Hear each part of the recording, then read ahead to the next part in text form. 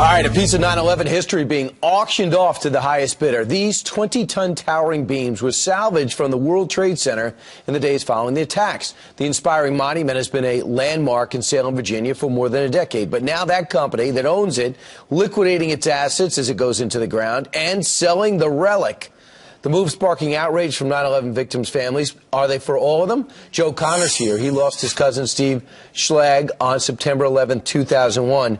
Joe, I see another family member, Jim Riches, whose son was a firefighter. He says this thing is sickening that they're doing this. How do you feel? Yeah, I think the idea that you're auctioning this to the highest bidder is really, it really does disturb you. If it was going to another town or someone who would respect it and revere it the way it should be, it's holy ground for 9/11 family members. The idea that you would sell it at auction to anybody, it's disturbing. I agree with Mr. Riches. So, I mean, there's certain things. There's a gift shop at the World Trade Center. Yeah. Some people are outraged by that at the 9/11 memorial. Yeah, I went through the memorial. I thought that was done so incredibly well, and the gift shop was to the side. I don't see any issues with that. I think this is sort of different. You know, there is a market for 9/11 memorabilia, but I think this is different. This is a big relic. This is part of the infrastructure. This is part of the cemetery, the holy ground. I think that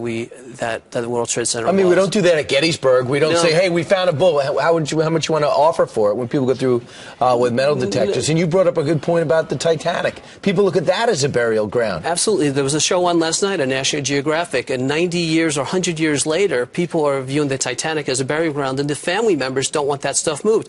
This is only 14 years later, and I think it's very strong in people. It's a hallowed ground. It's where we died. Joe, you're a man of action. You always take action, whether it's sticking up for your dad, or for your cousin. So, would you say that the 9/11 might have a fund to be able to purchase this at a price to bring it into the museum? Yeah, I would love to see the Tribute Center or the 9/11 Museum do that, or so many local towns in this area in New York have or want to have memorials to the people who died that day. So why not gear it towards that? You know, a local town in New Jersey or Long Island or Connecticut, bring it there. Should I have my town right at the high school? Yeah, we do too. We have it in our town too, in Glen Rock, and I would love to see that go to a place where you know it's going to be appreciated. Right. So hopefully with your contacts, maybe we can make that happen. Let's do it. All right. Sounds good, Joe. All right. Thank you very much.